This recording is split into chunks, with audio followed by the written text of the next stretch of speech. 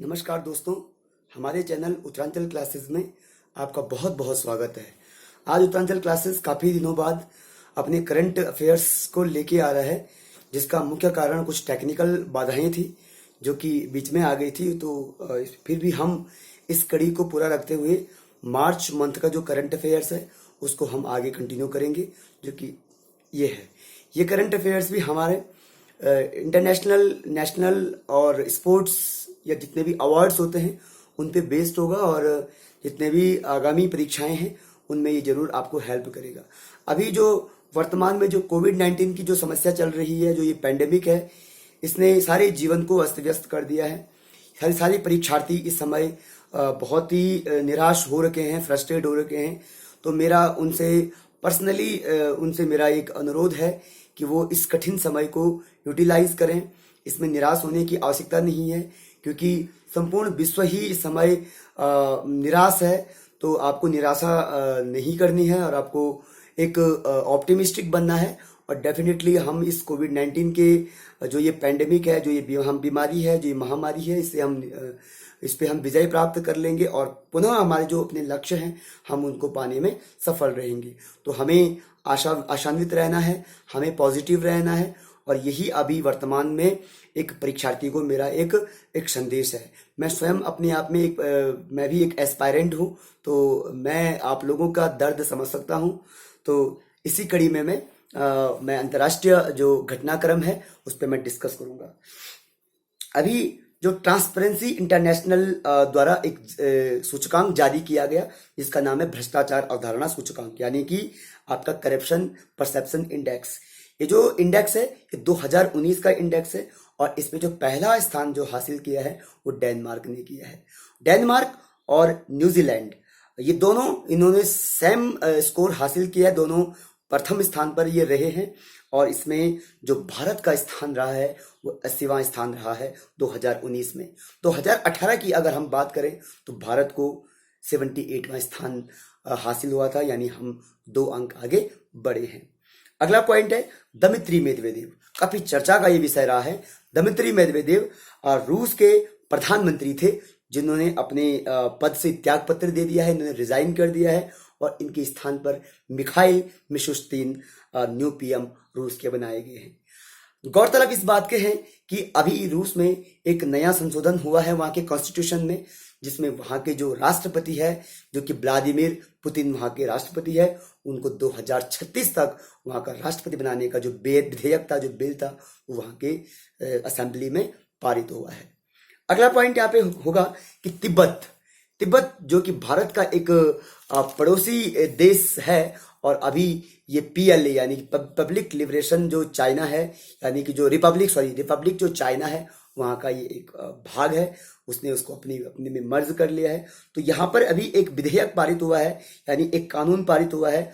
उसने जातीय एकता को अनिवार्य बनाने का विधेयक अपने असेंबली में पारित किया है। हालांकि आपको पता होगा कि जो तिब्बत है, वहाँ के जो दलाई लामा है, जो वहाँ के सुप्रीम जो लीडर होते हैं दलाई लामा, वो अभी भारत में शरणार्थी के रूप में रहते हैं, जो कि धर्मशाला आपका हिमाचल प्रदेश में रहते हैं। तो उनके जो महत्वपूर्ण जो मुद्दे होते हैं या जो महत्वपूर्ण जो उनके कानून होते हैं वो काफी हद तक भारत से चलते हैं। परंतु जो तिब्बत है वो वर्तमान में उसके जो इंटरनेशनल जो उसके इवेंट्स होते हैं वो कहीं ना कहीं चाइनीज जो गवर्नमेंट होती है उसके हाथ में है। यानी जो सॉवरेनिटी का जो मामला है उसका स्वयं का है, परंतु जो उसके इंटरनेशनल जो जितने भी निर्णय होते हैं वो जो चाइना है, चीन की सरकार है, वो लेती है।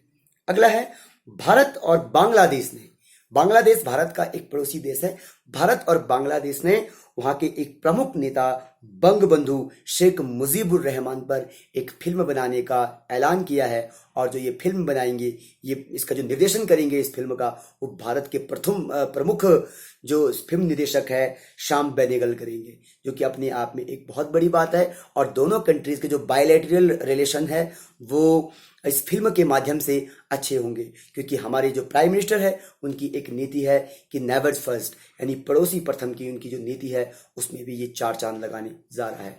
अगला पॉइंट इसमें है कि वैश्विक कूटनीति यानी कि ग्लोबल जो डिप्लोमेटिक है उस पर आयोजित होने वाला एशिया का जो महत्वपूर्ण कार्यक्रम है जिसका नाम है रायसीना डायलॉग 2020, वह नई दिल्ली में 14 to 16 जनवरी 2020 को नई दिल्ली में आयोजित किया गया और इसमें 12 देशों ने भाग लिया।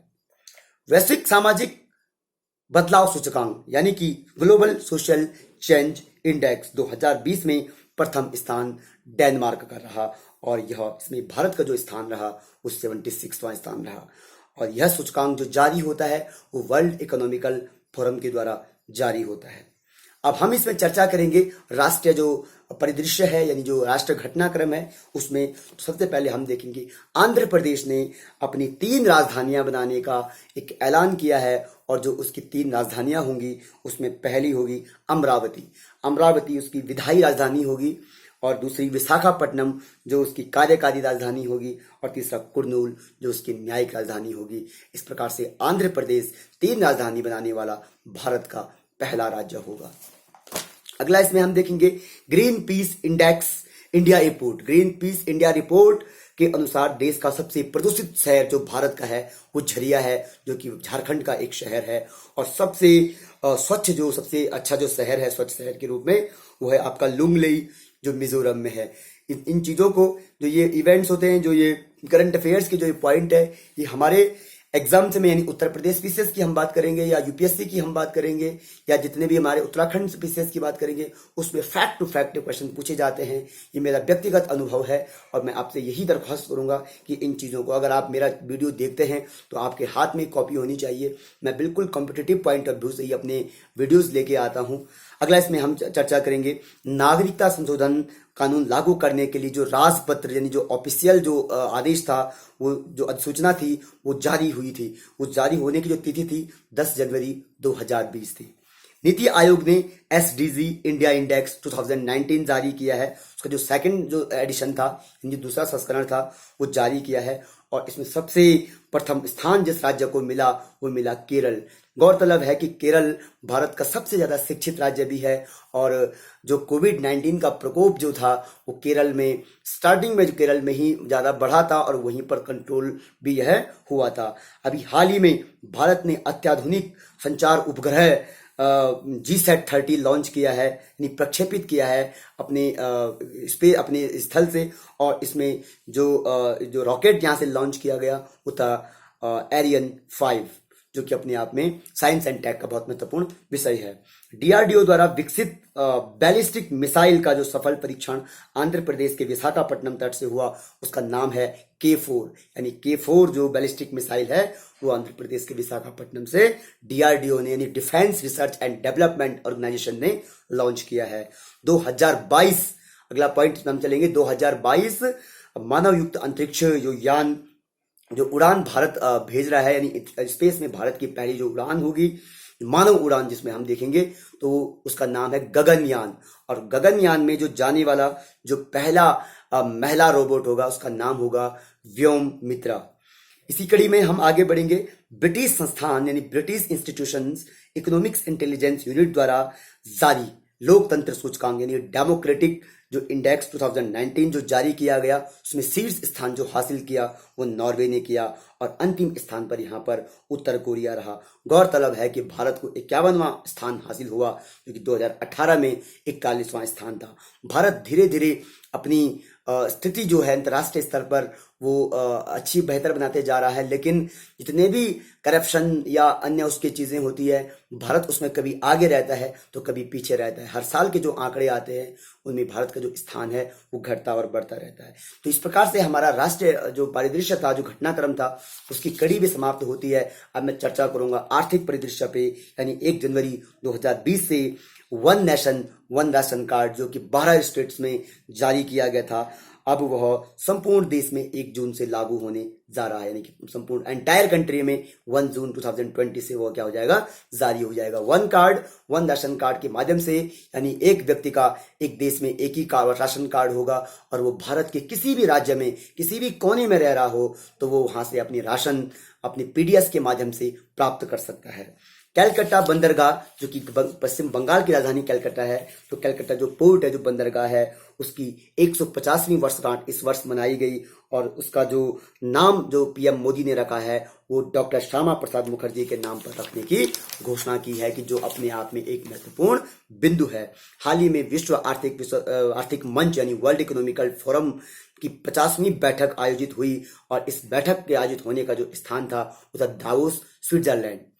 अगली कड़ी में हम देखेंगे कि जो इसकी थीम थी, जो इसकी विषय वस्तु थी, वो थी एकजुट और स्थायी विश्व के लिए हितधारक। हाल ही में केंद्र सरकार ने, यूनियन गवर्नमेंट ने मातृ एवं नवजात शिशुओं के लिए एक सुमन यानी सुरक्षित मातृत्व आश्वासन योजना लॉन्च की है, जो कि बहुत ही महत्वपूर्ण योजनाओं में शामिल है। केंद्रीय गृह राज्य मंत्री नित्यानंद रॉय ने 2021 की जो जनगणना है वो 16 लैंग्वेज में, 16 भाषाओं में करने की बात की है, जो कि अपने आप में एक महत्वपूर्ण बिंदु है।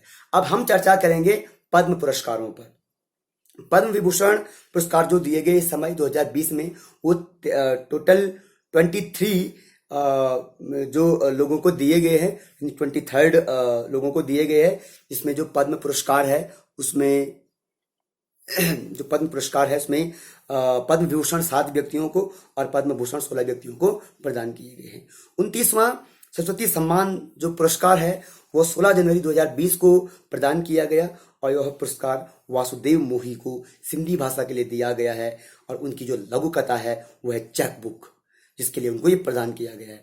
अगला खेल के क्षेत्र में जो पद्म विभूषण जो प्रदान किया गया है वो MC मैरी कॉम को दिया गया है, यानी पद्म विभूषण पुरस्कार, जो कि भारत रत्न के बाद दूसरा सबसे बड़ा पुरस्कार है। तो इस प्रकार से इसमें हमने अवार्ड इंटरनेशनल और नेशनल इवेंट पे चर्चा की। इसके बाद में एक दिन एक छोटा वीडियो लेकर आऊंगा, जो कि इसमें छोटी मगर गहरी बातों पर आधारित होगा। अगर आपको हमारा ये चैनल, ये वीडियो पसंद आया तो लाइक, शेयर और सब्सक्राइब करना न भूलें। बहुत बहुत धन्यवाद। Thank you.